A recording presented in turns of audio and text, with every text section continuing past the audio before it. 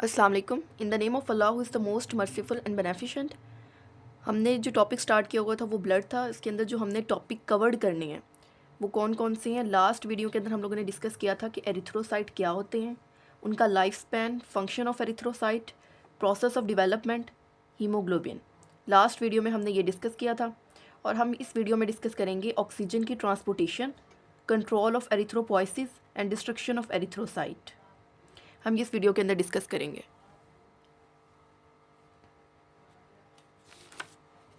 Oxygen की transportation कैसे होती है, हीमोग्लोबिन हमारी ऑक्सीजन की ट्रांसपोर्टेशन कैसे करवाता है और इथ्रोसाइट के अंदर ऑक्सीजन की ट्रांसपोर्टेशन कैसे होती है।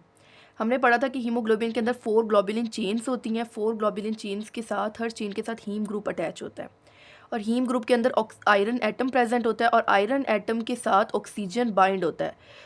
हीमोग्लोबिन के अंदर 4 ऑक्सीजन बाइंडिंग साइट्स होती हैं। अगर 4 ऑक्सीजन बाइंडिंग साइट्स के ऊपर 4 ऑक्सीजन एटम अटैच्ड हैं तो उस सिचुएशन को हम बोलेंगे सैचुरेटेड हीमोग्लोबिन।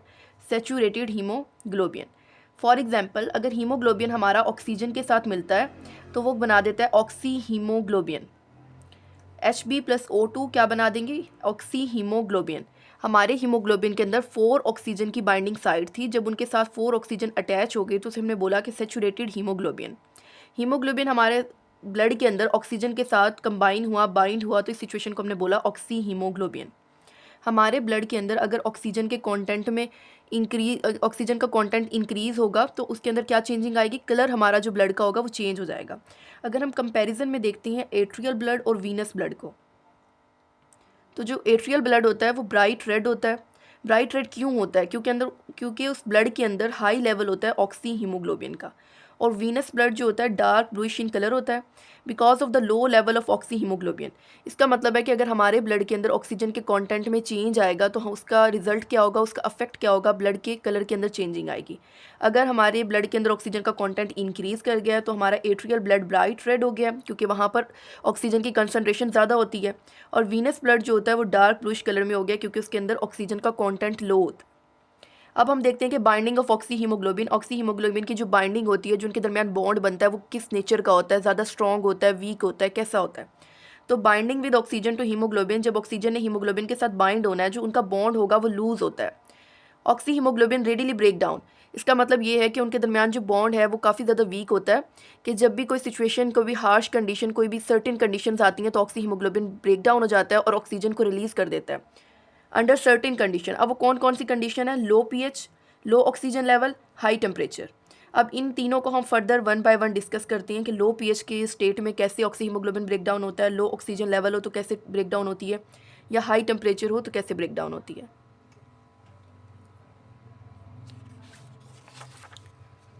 लो पीएच में क्या होता है कि हमारे जो मेटाबॉलिकली एक्टिव टिश्यूज़ होते हैं, मेटाबॉलिकली एक्टिव टिश्यूज़ कौन से होते हैं, जहाँ पर ऑक्सीजन की रिक्वायरमेंट बहुत ज़्यादा होती है। For example exercising muscles.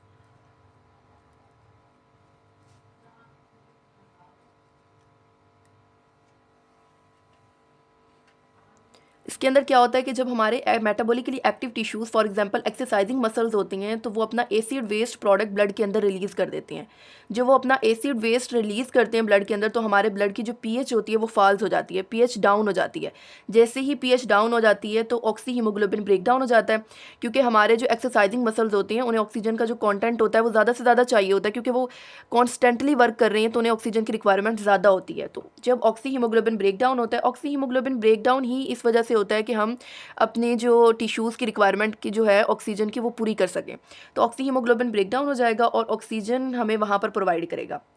अब हमने फर्स्ट पॉइंट पढ़ लिया कि ऑक्सी हीमोग्लोबिन ब्रेक डाउन होता है, क्यों ब्रेक डाउन होता है, किस सिचुएशन के अंदर ब्रेक डाउन होता है, कौन सी कंडीशन होती है, लो पीएच। तो अब हम सेकंड पॉइंट पढ़ते हैं कि लो ऑक्सीजन लेवल। अगर हमारे ब्लड के अंदर लो ऑक्सीजन लेवल है तो क्या होता है। अगर हमारे ब्लड में ऑक्सीजन का लेवल लो हो गया है तो ऑक्सी हीमोग्लोबिन ब्रेक डाउन होगा और ऑक्सीजन को रिलीज़ कर देगा।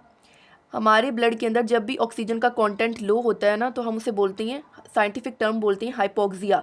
तो हमें क्या हो गया, हाइपोक्सिया। इसका मतलब ये है कि हमारे ब्लड के अंदर ऑक्सीजन का लेवल लो हो गया है, हमारे टिश्यूज़ के पास इतनी इनफ ऑक्सीजन नहीं है कि वो हमारे टिश्यूज़ की रिक्वायरमेंट को पूरा कर सकें।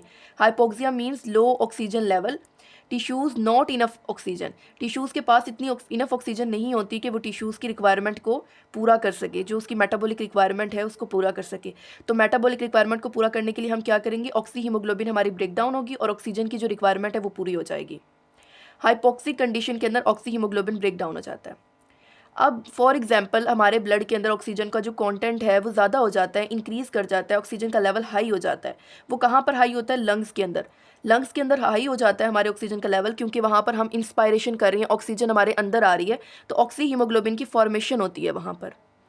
ब्लड जब हमारे लीव करता है, जो ब्लड हमारे लंग्स से निकलता है, वहाँ पर वो 98% सैचुरेटेड होता है विद ऑक्सीजन, क्योंकि जब हम इंस्पायर कर रहे हैं, ऑक्सीजन हमारे अंदर जा रही है, तो वहाँ पर हमारे जो ब्लड है वहाँ पर ऑक्सीजन की कंसनट्रेशन इंक्रीज़ हो जाती है। अब थर्ड पॉइंट जो हमने पढ़ा था कि किस कंडीशन के अंदर हमारा ऑक्सी हीमोग्लोबिन ब्रेकडाउन होता है, वो है हाई टेम्परेचर। हमारे मेटाबोलाइजिंग टिश्यूज़ जैसा कि एक्सरसाइजिंग मसल्स होती हैं, हमने पहले भी पढ़ा है कि एक्सरसाइजिंग मसल्स जो होती हैं, जो एक्टिवली मेटाबोलाइजिंग टिश्यूज़ होती हैं, उधर ऑक्सीजन की जो डिमांड होती है वो काफ़ी ज़्यादा होती है। लो लेवल से मतलब कि एक टिश्यूज़ जो कम वर्क कर रहे हैं उधर ऑक्सीजन की रिक्वायरमेंट कम होती है, और जो मसल्स या टिश्यूज़ ज़्यादा वर्क कर रहे हैं वहाँ पर ऑक्सीजन की डिमांड ज़्यादा होगी। जो जिनके पास ऑक्सीजन की डिमांड ज़्यादा होती है वो वार्मर होते हैं एज़ कम्पेयर टू वो टिश्यूज़ जहाँ पर ऑक्सीजन की डिमांड कम होती है।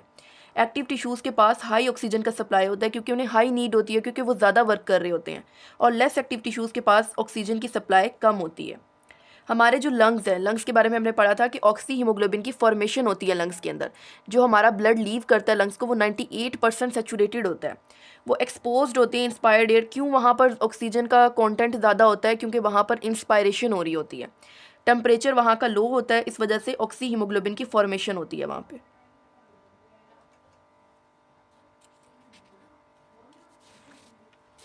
हमने नेक्स्ट जो पढ़ना था कि हम कंट्रोल ऑफ एरिथ्रोपॉइसिस, हम एरिथ्रोपॉइसिस को कंट्रोल कैसे करते हैं। फॉर एग्जांपल कि हमारी रेड ब्लड सेल का जो रेड ब्लड सेल बहुत ज़्यादा हो गई है, ये रेड ब्लड सेल कम सिक्रीशन हो रही है उसकी, तो उसके प्रोसेस को हम कैसे कंट्रोल करते हैं। हमने पहले ही पढ़ा था कि रेड ब्लड सेल के अंदर कोई भी न्यूक्लियस नहीं होता, जब न्यूक्लियस ही प्रेजेंट नहीं है तो रेड ब्लड सेल डिवाइड ही नहीं हो सकता, रेड ब्लड सेल डिवाइड नहीं हो सकता। रेड ब्लड सेल की जो डिवीजन होती है वो डिपेंड करती है रेड बोन मैरो के ऊपर। रेड बोन मैरो की मर्जी है कि वो कितनी प्रोडक्शन करवाती है। रेड ब्लड सेल का जो नंबर है वो कांस्टेंट रहता है हमारे ब्लड के अंदर। बोन मैरो प्रोड्यूस करती है एरिथ्रोसाइट को। जितने हमारे रेड ब्लड सेल वेस्ट हुए हैं, जितने रेड ब्लड सेल हमारे डिस्ट्रॉय हुए हैं, जितने डिस्ट्रॉय हैं उसके बिहाफ के ऊपर ही रेड बोन मैरो जो है एरिथ्रोसाइट को प्रोड्यूस करेगी। एरिथ्रोसाइट कैसे प्रोड्यूस होते हैं, first of all tissue hypoxia. Hypoxia हमने लास्ट टाइम पढ़ा है कि इसमें क्या होता है, हमारे ब्लड के अंदर ऑक्सीजन का कंटेंट जो होता है वो लो हो जाता है। जैसे ही हमारी बॉडी के अंदर हाइपोक्सिक कंडीशन हो जाती है, ऑक्सीजन का लेवल कम हो जाता है, तो एक स्टिमुलस होता है, एक स्टिमुलस है टिश्यू हाइपोक्सिया। जब हमारी हाइपोक्सिया हो गया तो ये एक स्टिमुलस है, किडनी सिक्रीट करती है एरिथ्रोपोइटिन को।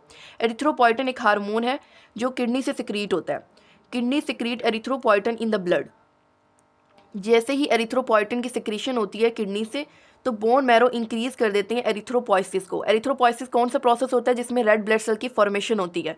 बोन मैरो प्रोसेस को इंक्रीज कर देती है। बोन मैरो को पता चल जाता है कि हमारे ब्लड के अंदर एरिथ्रोसाइट की कंसनट्रेशन लो हो गई है।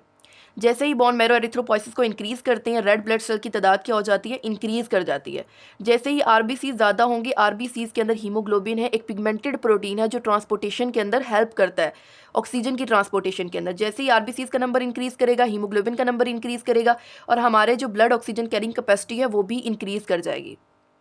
अब हाइपोक्सिक कंडीशंस में क्या होता है, फॉर एग्जांपल हमारे ब्लड के अंदर, हमारा ब्लड जो है उसमें लो ऑक्सीजन का कंटेंट प्रेजेंट है, तो क्या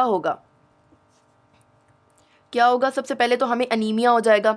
मतलब कि हमारी हीमोग्लोबिन का लेवल लो हो गया है, तो हमें क्या हो जाएगा, अनीमिया हो जाएगा। Reduced blood flow volume, poor blood flow, reduce oxygen content of inspired air. Hypoxia है मतलब हमारे ब्लड के अंदर लो ऑक्सीजन लेवल है, तो हमें अनीमिया हो जाएगा। फॉर एग्जांपल हमें हाइपोक्सिक कंडीशन भी है, हमें अनीमिया भी है, लेकिन हमारी किडनी जो है वो एरिथ्रोपोइटिन को प्रोड्यूस नहीं कर रही, एरिथ्रोपोइटिन रिलीज ही नहीं हो रहा, तो हमारी एरिथ्रोसाइट की प्रोडक्शन जो है वो नहीं हो सकती। फॉर एग्जांपल आपके पास आपको हाइपोक्सिया है, अनीमिक पेशेंट है, लेकिन उसके अंदर किडनी सिक्रीट नहीं कर रही एरिथ्रोपोइटिन को, तो उसके अंदर एरिथ्रोसाइट की प्रोडक्शन नहीं हो सकती। फॉर एग्जाम्पल अब हमारे पास क्या है, हमने देख लिया कि कंट्रोल कैसे करते हैं हम एरिथ्रोपोइसिस को। हाइपोक्सिक कंडीशन कौन कौन सी थी, अगर हमें हाइपोक्सिया भी है, हमें अनीमिया भी है, लेकिन एरिथ्रोपोइटिन की प्रोडक्शन नहीं हो रही है, तो एरिथ्रोसाइट की प्रोडक्शन भी नहीं हो सकती। अब फॉर एग्जांपल हमारे एरिथ्रोसाइट 120 डेज़ अपना लाइफ स्पैन पूरा कर लेते हैं, तो उसके बाद एरिथ्रोसाइट की रिस्ट्रिक्शन कैसे होती है। एरिथ्रोसाइट अपना लाइफ स्पैन को पूरा कर लेते हैं, जो कि उसका लाइफ स्पैन कितना है 120 डेज़। उसकी जो सेल मेम्ब्रेन है 120 डेज़ जब वो अपना लाइफ स्पैन कंप्लीट कर लेगा, तो उसकी सेल मेम्ब्रेन क्या हो जाएगी, फ्रेगाइल हो जाएगी और रैप्चर हो जाएगी, मतलब कि बहुत ज़्यादा ससेप्टिबल हो जाएगी कि वो जल्दी फ्रैक्चर हो जाए। तो इस सिचुएशन में क्या होगा कि अगर एरिथ्रोसाइट की डिस्ट्रक्शन नहीं होगी, तो ड्यूरिंग सर्कुलेशन ऐसा हो सकता है कि वो डिस्ट्रक्शन हो जाए उसकी ड्यूरिंग सर्कुलेशन। तो ड्यूरिंग सर्कुलेशन अगर उसकी डिस्ट्रक्शन हो जाएगी तो ब्लड क्लोटिंग हो जाएगी, ब्लड के अंदर क्लॉट बन जाएंगे और वो क्या कर देंगे, डैमेज कर देंगे इन्फ्लेमेटरी रिस्पॉन्स को। एरिथ्रोसाइट जब अपना लाइफ स्पैन को पूरा कर लेते हैं, लाइफ स्पैन उनका कितना है 120 डेज़, सेल मेम्ब्रेन क्या हो जाएगी, फ्रेगाइल और रप्चर हो जाएगी। सर्कुलेशन के दौरान अगर एरिथ्रोसाइट ब्रेक डाउन हो जाएगी तो ब्लड क्लोटिंग हो जाएगी और उससे क्या हो जाएगा, इन्फ्लेमेटरी रिस्पॉन्स भी डैमेज हो जाएगा। अब हमने अपने ब्लड के अंदर ऑक्सीजन, हमने अपने ब्लड के अंदर एरिथ्रोसाइट को टूटने नहीं देना। इससे पहले ही हमने एरिथ्रोसाइट की एक्सट्रैक्शन कर लेनी है सर्कुलेशन से। ब्लड की सर्कुलेशन से हमने एरिथ्रोसाइट की पहले ही एक्सट्रैक्शन कर लेनी है, इससे पहले कि वो ब्लड के अंदर ब्रेक डाउन हो, वहाँ पर ब्लड क्लोटिंग हो और वो डैमेज करे इन्फ्लेमेटरी रिस्पॉन्स को। वो कहाँ चली जाएंगी, डिस्ट्रॉय हो जाएंगी स्प्लीन के अंदर, बोन मैरो के अंदर और लीवर के अंदर। ठीक है। उसके बाद आयरन जो है, आयरन जब हमारी रिलीज़ होती है, हीमोग्लोबिन, हमारी एरिथ्रोसाइट के अंदर हीमोग्लोबिन होता है, हीमोग्लोबिन जब ब्रेक डाउन होती है तो हीमोग्लोबिन की ब्रेक डाउन से जब आयरन रिलीज़ होता है तो वो दोबारा बोन मैरो के अंदर चला जाता है और किस प्रोसेस के लिए यूज़ हो जाता है, हीमोग्लोबिन की सिंथेसिस के लिए, ताकि अब कॉन्टीन्यूसली हमारे ब्लड के अंदर एरिथ्रोसाइट की ब्रेक डाउन भी हो रही है और एरिथ्रोसाइट की प्रोडक्शन भी हो रही है। हीमोग्लोबिन के अंदर जो हीम पोर्शन होता है, हीम पोर्शन किस में कन्वर्ट हो जाता है, बिलीवर्डन। बिलीवर्डन कौन सा पिगमेंट है, ग्रीन पिगमेंट है, ग्रीन पिगमेंट है बिलीवर्डन। किस में कन्वर्ट होता है, नेक्स्ट बिलीरुबिन के अंदर। बिलीरुबिन जो है वो येलो पिगमेंट होता है।